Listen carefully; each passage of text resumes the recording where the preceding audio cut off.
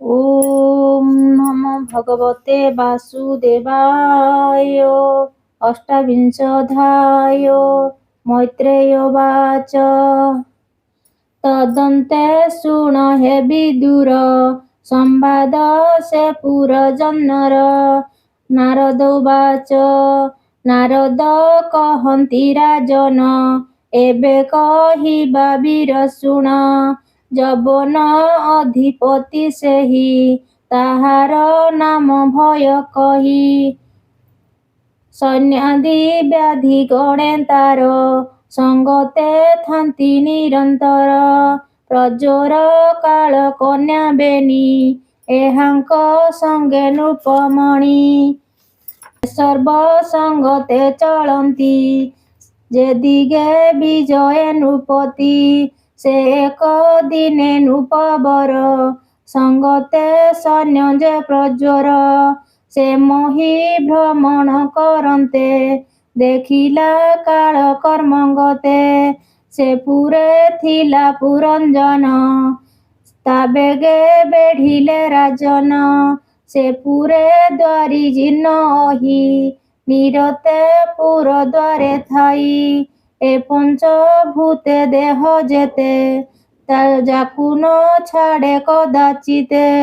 ବ୍ରହ୍ମାଣ୍ଡ ମଧ୍ୟେ ଦେହ ବହି ତାକୁ ଜିଅନ୍ତା କେହି ନାହିଁ। ବ୍ରହ୍ମାଣ୍ଡ ମଧ୍ୟେ ଦେହ ବହି ତାକୁ ଜିଣନ୍ତା କେହି ନାହିଁ। ବ୍ରହ୍ମାଦି ମୁନି ସୁର ଦେବା ଭୟ କରନ୍ତି ତାକୁ ସେବା। ତାକୁ ଜିଣନ୍ତା କେବା ଜନ ନିଶ୍ଚିନ୍ତେ ରହେ ନିଜ ସ୍ଥାନ। ଅଜ୍ଞାନେ ସେ ପୁରେ ପଶିଲେ ସେ ପୁରେ ପୁରଞ୍ଜନ ଥିଲେ। ସେ କାଳ କନ୍ୟା ସଙ୍ଗେ ଥିଲା ସତ୍ୱରେ ସେ ପୁରେ ପଶିଲା।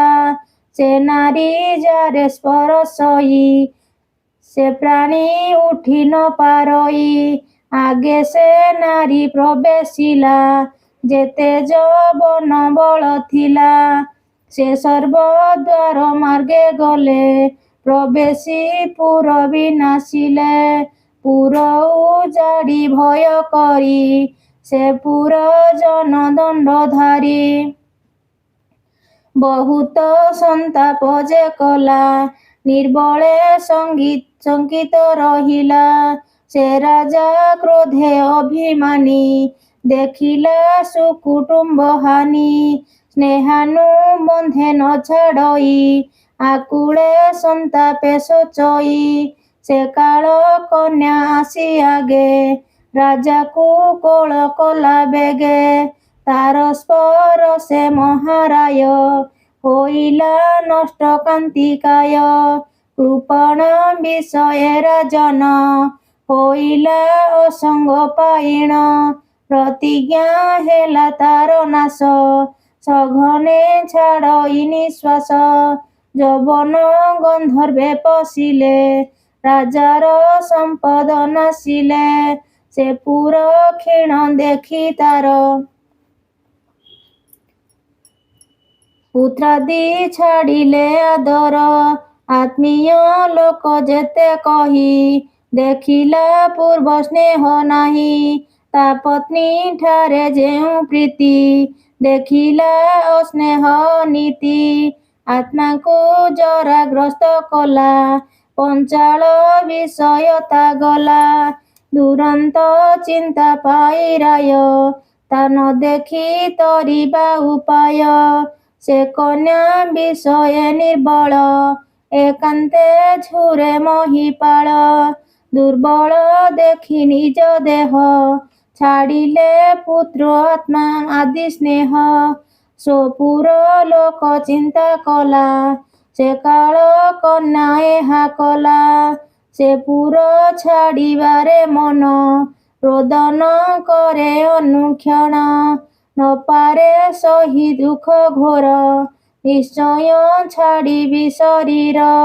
ଆତୁରେ ଭାଳଇ ନୃପତି ଭ୍ରମନ୍ତା ହେଲା ବୁଦ୍ଧି ଅତି। ଭୟରେ ଅଗ୍ରଜ ପ୍ରଜୋର ଆଚ୍ଛାଦି ରହିଲା ସେ ପୁର। ସେ ସର୍ବେ ପୁର ମାର୍ଗେ ରହି ପ୍ରଚଣ୍ଡ ତେଜ କୋପ ବହି ସାନ ଭ୍ରାତାର ପ୍ରିୟ ଅର୍ଥେ ସେ ପୁର ଦହିଲା ତୋରିତେ ପୁର ଦହନ ଯହୁଁ ହେଲା ସେ ରାଜା ମହାଭୟ କଲା ସେ ପୁରେ ଯେତେ ଦାସୀ ଥିଲେ ସେ ସର୍ବେ ଭୟରେ କମ୍ପିଲେ ଜବନପୁର ଦେଲେ ଦହି କାଳ କନ୍ୟାର ପକ୍ଷ ବହି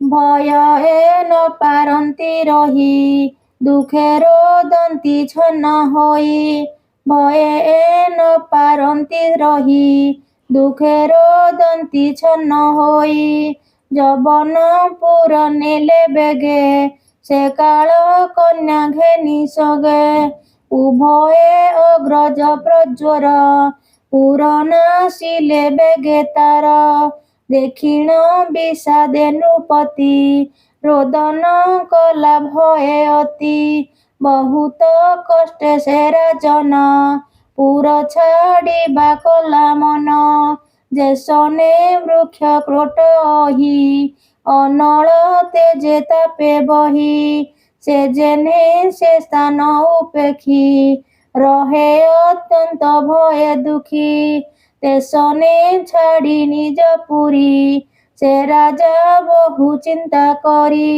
ହସ୍ତ ଚରଣ ନ ଚଳିଲେ ପୌରୁଷେ ଗନ୍ଧର୍ବେ ହାରିଲେ ଜବନ ଶତ୍ରୁ ବ୍ୟାଧି ରୂପେ କଣ୍ଠ ନିରୋଧି କଲେ କୋପେ ମୂଢ଼କୁ ମତି ସେ ରାଜନ ନ ତେଜି କରଇ ରୋଦନ ଏ ମୋର ପୁତ୍ର କନ୍ୟା ଯେତେ ମୋ ବିନୁ ବଞ୍ଚିବେ କେମନ୍ତେ ମୁଁ ଏବେ ପୁର ପ୍ରତେଜିଲେ ଏ ସର୍ବେ ନ ବର୍ତ୍ତିବେ ଭଲେ ସପତ୍ନୀ ସହିତେ ରାଜନ ଅନେକ କରନ୍ତି ରୋଦନ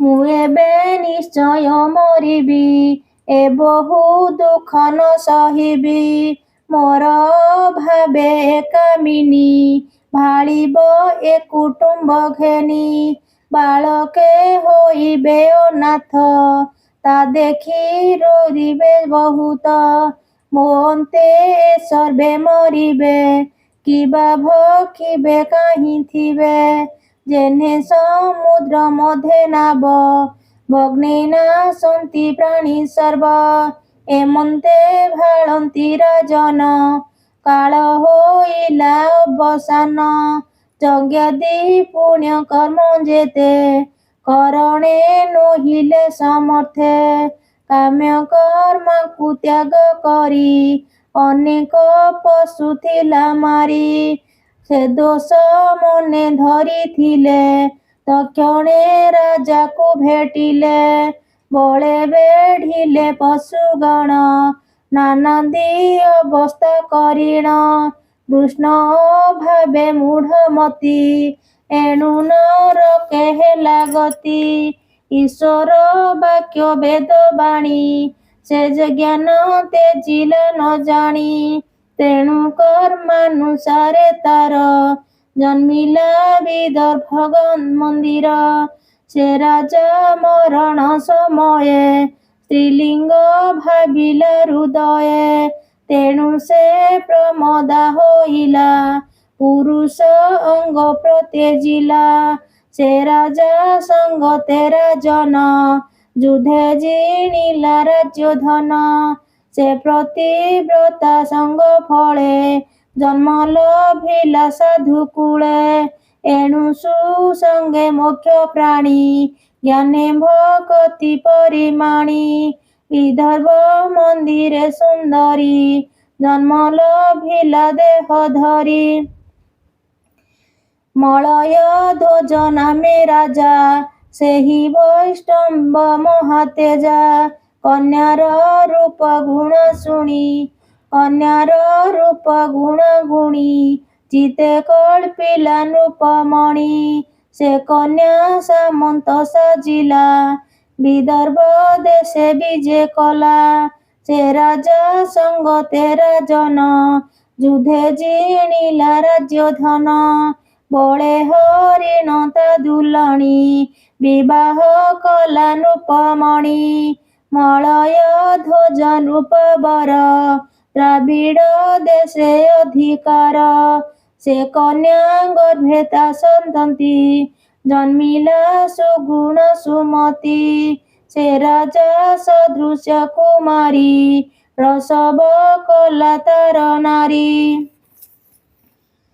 ଶ୍ରୀକୃଷ୍ଣ ରୁଚି ସେବା ପର ତା ନାମ ନୋହେ ନୃପବର ଶପଥ ତନୟ ଅନ୍ତରେ ଜନ୍ମିଲେ ସେ ନାରୀ ଉଦରେ ଶ୍ରବଣ କୀର୍ତ୍ତନ ଏ ଆଦି ଏ ସପ୍ତ ନାମେ ଭକ୍ତି ସିଦ୍ଧି ଏ କୁଅନିକ ତାର ତାହାଙ୍କର ଅର୍ବୁଦ କୁମାର ପଂସର ସଂଖ୍ୟା ତାନ ଯାଇ ଅସଂଖ୍ୟ ଅପ୍ରମିତ ହୋଇ ସେ ସର୍ବେ ମୋହି ଭୋଗ କଲେ ଆନନ୍ଦେ କୃଷ୍ଣଙ୍କୁ ଭେଟିଲେ ମଳୟ ଧ୍ୱଜର ଦୁହିତା ସେ ଜ୍ଞାନ ବଳେ ଧ୍ରୁବବତା ଅଗସ୍ତ୍ୟ ତାର ବିଭା ଦେଲେ ତା ଗର୍ଭେ ଦୃଢ଼ଚ୍ୟୁତ ହେଲେ ମଳୟ ଧ୍ୱଜ ରାଜ ଋଷି ପୁତ୍ରକୁ ଡକାଇଲେ ବସି ବିଭାଗ କରି ରାଜ୍ୟ ଖଣ୍ଡ ପୁତ୍ରକୁ ଦେଲେ ଛତ୍ର ଦଣ୍ଡ କୃଷ୍ଣ ଭଜନେ ନରସାଇ ରହିଲେ କୁଳାଚଳେ ଯାଇ ତାର ବୈଦର୍ଭୀ ନାମେ ଯାୟା ଛାଡ଼ିଣ ଗୃହ ସୁତ ମାୟା ସେ ରାଜା ପଛେ ଗୋଡ଼ାଇଲା ସୁଧାଂଶୁ ପ୍ରାୟ ଶୋଭା କଲା ସେ କୁଳାଚଳ ଗିରିବର ସକଳ ତୀର୍ଥଙ୍କ ମନ୍ଦିର ତୀର୍ଥଙ୍କ ନାମ ଏକ ଏକ ଯେ ତାମ୍ରପର୍ଣ୍ଣି ବଟୋଦକ ଅପରେ ଚନ୍ଦ୍ରରସା ନାମ ଏ ଆଦି ପୁଣ୍ୟ ତୀର୍ଥ ଧାମ କୃଷ୍ଣ ଭକତି ସୁସାଧନେ ତପ ଆଚରି ଶୁଦ୍ଧ ମନେ ସେ ପୁଣ୍ୟ ତୀର୍ଥ ଜଳେ ନୀତି ସ୍ନାନାଦି ମାର୍ଜନା ଚରନ୍ତି ଦୁରନ୍ତ ବାହ୍ୟାନ୍ତରେ ମଳ ସେ ଜଳେ ହୋଇଲା ନିର୍ମଳ ତପସାଧନେ ଅତିରେକ ଭକ୍ଷଣ ଫଳ ମୂଳ ଶାକ ପୁଷ୍ପ ପ୍ରକାଶ ପତ୍ର ଜଳ ତୃଣାନ୍ତି ଶଯ୍ୟାରେ ନିଶ୍ଚଳ କଠୋର ତପ ଆଚରିଲା ଶରୀର ତାପେ ସୁଖାଇଲା ସିପ୍ତ ଉଷ୍ମାଦି ତ୍ରୟ ତାପ ক্ষুধা পিଶାଚ তেজি রূপ দুঃখ সুখাদি শ্রমে তারে শোকে হরস একাকারে এ রূপে সুধা ধন কলে ব্রহ্মরে আত্মা নিবেশিলে মন পবন বশ করি দুর্জয় ইন্দ্রিয় নিবারি দৃঢ় আসনে নৃপবর ସେ ଯୋଗ ବଳେ ଯୋଗେଶ୍ୱର ତାହାର ପତ୍ନୀ ସେ ରୋଧିଲା ଆପଣା ମନେ ବିଚାରିଲା କାଷ୍ଠ କୁଢ଼ାଇ ଅଗ୍ନି ଦେଲେ ପତି ପତ୍ନୀ ମଧ୍ୟେ ପଡ଼ିଲେ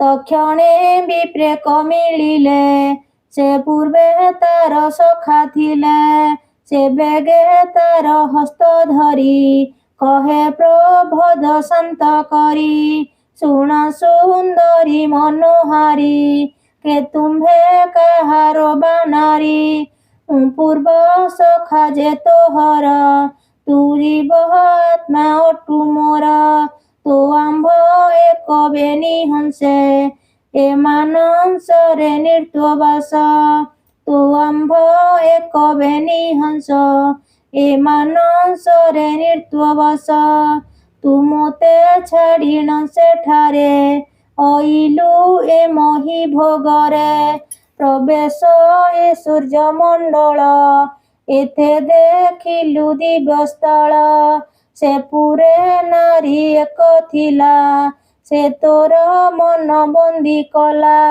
ତୋ ବସେ ନୁହେଁ ତାୟତ ମିଥ୍ୟା ବିଳାପ ଭ୍ରମଞ୍ଚିତ ସେ ନଗ୍ରେ ପଞ୍ଚ ଉପବନ ସେ ନବ ଦ୍ୱାରେ ଶୋଭାବନ ତକ୍ଷଣେ ଏକ ଦ୍ୱାରପାଳ ସେ ତ୍ରୟ କୋଠରୀ ବିଶାଳ ଅପରେ ଅଛି କୂଳ ଅଷ୍ଟ ବସଇ ଭଲେ ପଞ୍ଚହାଟ ପଞ୍ଚ ଯେ ପ୍ରକାଶେ ପ୍ରକୃତି ସେ ଏକ ନାରୀ ରୂପବତୀ ସେ ପଞ୍ଚ ଇନ୍ଦ୍ରିୟ ବିଷये ଆରାମ ତହିଁରେ ନିଶ୍ଚୟ ଏକଇ ପ୍ରାଣ ତହିଁ ଦ୍ୱାରୀ ସେ ନବ ଦ୍ୱାରୀ ରକ୍ଷାକାରୀ ପୃଥିବୀ ଆପ ତେଜମାନ एकविंश तहिं सदन मन इंद्रि गण पंचेण तहिण अष्टकोणे जान ए क्रिया शक्ति तहिं बाट नाना विषय तहिं हाट प्रकृति नवद्वार करी ए रूपे हाट को विचारी ए धर्मा धर्म बेनी जही क्रय विक्रय सत्य निर्तन तही से हाटे स्त्री वृद्ध थिला ता मने ता बसे किणिला तू भोग कलु ताकू तही तू मोरे संपादिबु काहि एकांते नारी संग कलु ए पाप दशा तू लभिलु नोह तू विदर्भ दुहित ए बीर नुहे तोर कांत अटु तू पुरंजन पति ता लागी ए तोर दुर्गति छाड़ ए माया मोह मती आम्भे बेनी सुसंगति ए तुम्भ नुहे भेन ए बेनी एक करी चिन्ह नारद कहंती सदये शुण प्राचीन नूपराए ए जय अध्यात्म दिव ज्ञान कहिलु परीक्षा बादेण चतुर्थ स्कंधे भागवत कहई विप्र जगन्नाथ इति श्रीमद्भागवते महापुराणे पारमहंस संहिताया 82 चतुर्थ स्कंदे पुरंजन चरिते नाम अष्टाविंशोऽध्याय। ओम नमो भगवते वासुदेवाय।